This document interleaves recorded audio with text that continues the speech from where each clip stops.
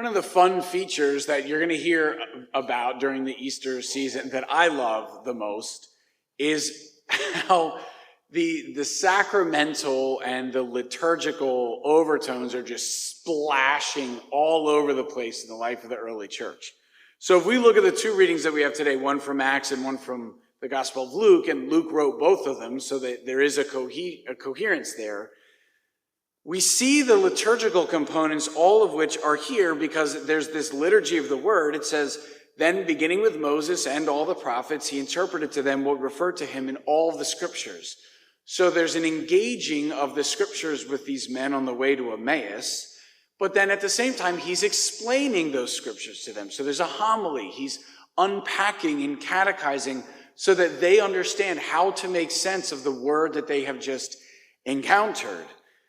Once that has been established and their hearts are now on fire, as they will later describe, he then goes through the Eucharistic components. And so what we get in the Gospels when Jesus is at the Last Supper and what we repeat in every single Mass is that, let me find it now. I lost it. While they were at table, he took bread, said the blessing, broke it, gave it to them, and then I would say, saying, take this, all of you, and eat of it. And so he's celebrating the Mass for them, and once he's now made the connection, the word, preparing their hearts for the event of the Eucharist, then the Eucharist breaking in, he vanishes because this is now how he is to be present to his people.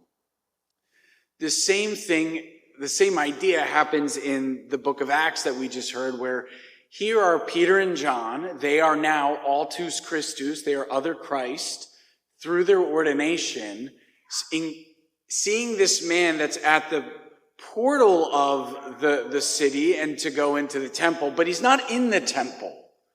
And he can't get in the temple. He's just a beggar. So in him is the condition of mankind prior to Christ. And while they can't give him money because that's what he thinks he needs, what he really needs is Jesus Christ. And that they can give. And they deliver 100-fold on that. And the immediate result is that he rises, so he's able to do what God has called him to do. And he praises God in the temple with God's people. And so there's this huge shift that you can see God is really doing in the early church to get people to encounter him in the liturgy through the sacraments.